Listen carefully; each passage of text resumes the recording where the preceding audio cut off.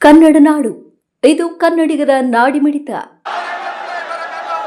दोनों हाथ ऊपर उठा के बोलिए आवाज दो, वापस लो, वापस लो, वापस लो, वापस लो। हर जोर जुल्म की टक्कर में संघर्ष हमारा नारा है। हर जोर जुल्म की टक्कर में संघर्ष करेंगे, जीतेंगे। इस बार नहीं हम छोड़ेंगे। संघर्ष करेंगे, जीतेंगे। इनकलाब, इनकलाब, आवाज दो। के बुजुर्गों, नौजवान दोस्तों, क्योंकि आप लोग बहुत ज्यादा टाइम से यहाँ पे इकट्ठा हुए हैं, बहुत कड़ी बल्लारी की धूप में इकट्ठा हुए हैं, मैं ज्यादा टाइम आपका नहीं लूंगा। बस इतना ही बल्लारी के मोती सर्कल से ये मैसेज, ये आवाज, ये पैगाम नरेंद्र मोदी तक हम लोग पहुंचाना चाहते हैं। मोदी जी, आप कुछ भी बिल लेके आइए, आप कुछ भी एक्ट लेके आइए, आप कुछ भी कानून लेके आइए, लेकिन एक चीज याद रहिए, ता कयामत तक हम लोग हमारे मस्जिदें, हमारे दरगाह, हमारे ईदगाह, हमारे कब्रिस्तान को हिफाजत करना हमें आता है। आप जैसे 10 मोदी आएंगे, 10 मोदी चले जाएंगे, हमारे इदारों को कोई नुकसान नहीं पहुंचा पाएगा। आपका झूठ सुप्रीम कोर्ट ने पर्दाफाश कर दिया। जेपीसी में जो हम लोग सवाल खड़ा किए थे, पार्लियामेंट में, लोकसभा में और राज्यसभा में जो सवाल हम खड़ा किए थे, आप लोगों के पास उनका जवाब नहीं था। लेकिन आज सुप्रीम कोर्ट भी वही सवाल जो हम लोगों ने खड़ा किया था, वही सवाल सुप्रीम कोर्ट भी आपसे पूछ रही है और आपके पास जवाब नहीं है। और इंशाअल्लाह आपके पास जवाब नहीं होगा।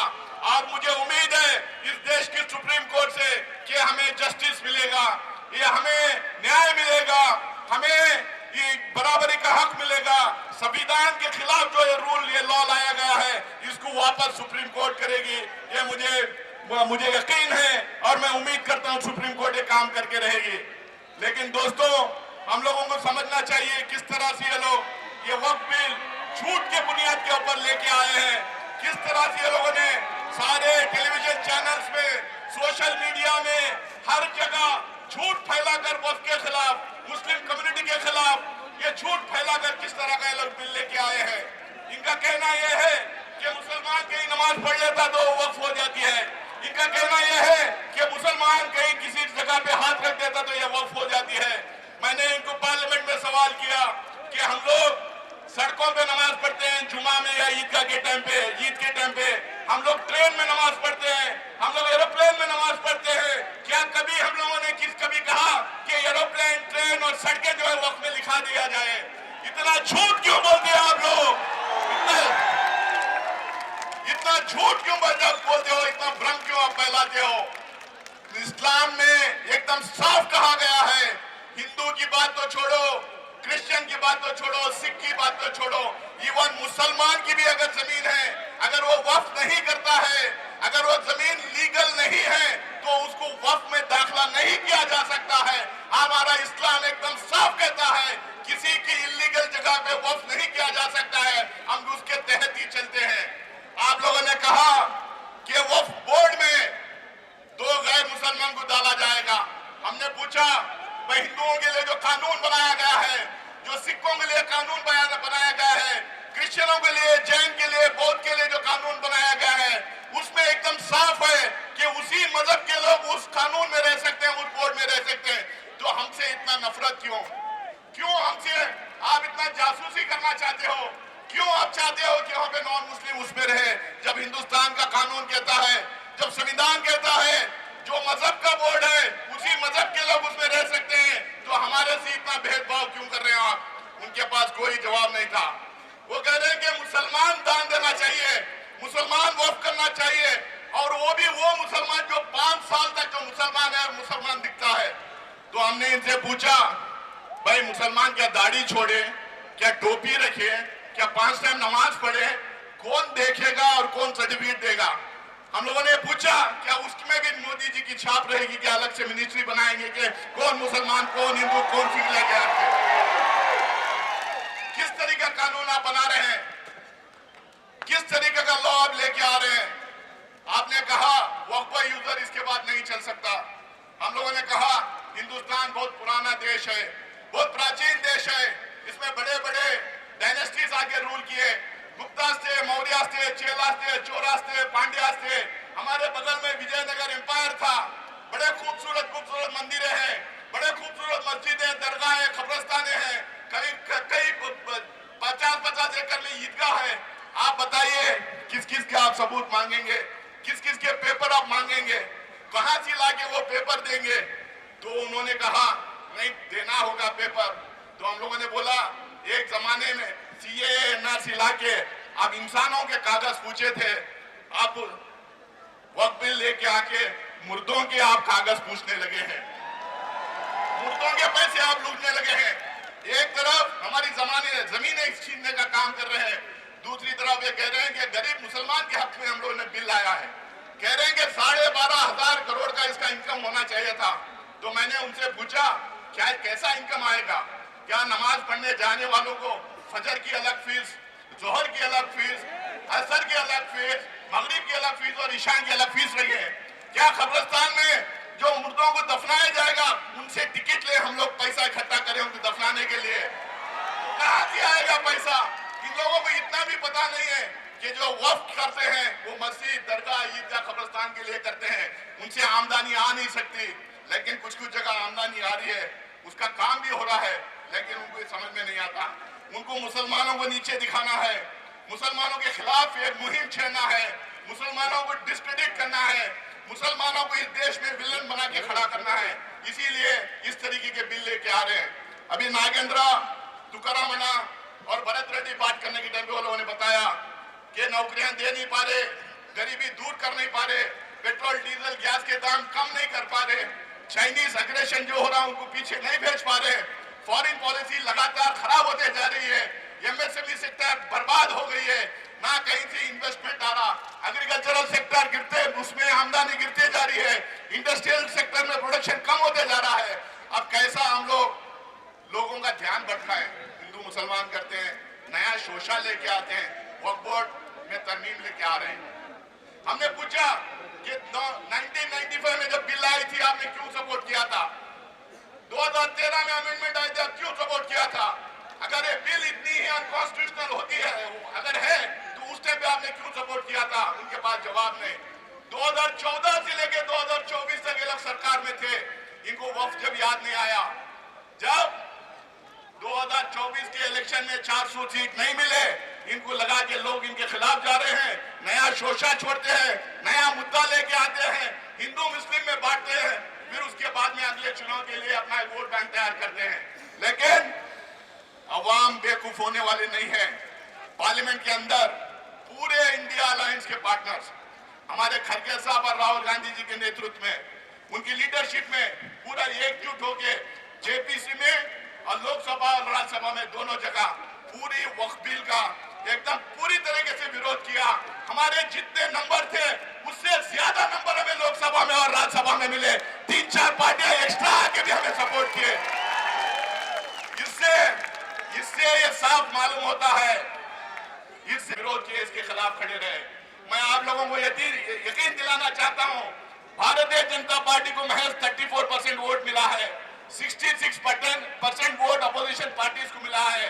तो इससे ये दर्ज जाता है कि हिंदुस्तान में भाजपा, आरएसएस, बीएसपी, बजरंग दल कुछ भी कर ले, लेकिन जब तक हिंदुस्तान में राहुल गांधी जैसे लोग, मल्लिकार्जुन खड़गे साहब जैसे लोग, बाद में तेजस्वी यादव जैसे लोग, स्टालिन जैसे लोग, ये जब तक ये लोग हैं, और हमारे डिस्ट्रिक्ट में तुकारामन्ना जैसे लोग, नागेंद्र जैसे लोग, भरत रेड्डी जैसे लोग, मुंडरगी नागराज जैसे लोग, अल्लम प्रशांत जैसे लोग, मानैया जैसे लोग, ऐसे लोग जब तक जिंदा रहेंगे, आप लोग अक़लियतों का, खासकर मुसलमानों का कुछ नहीं बिगाड़ पाएंगे। इन्होंने कहा सारा पावर उठा के डीसी को दे देते हैं, हम बोले हम लोग को कोई प्रॉब्लम नहीं उससे, लेकिन आप ये बता दिए दे रहे हैं क्यों डीसी को? तो इन्होंने कहा अगर कोई अगर कंप्लेंट कर देता है कि फलानी मस्जिद, फलानी दरगाह इलीगल है, तो वक्फ में से हटा देंगे और उसके बाद तहकीकात करते रहेंगे। कितने दिनों तक तहकीकात करते रहेंगे उसका कोई जिक्र नहीं। इनकी मंशा क्या है हम लोगों को समझना चाहिए।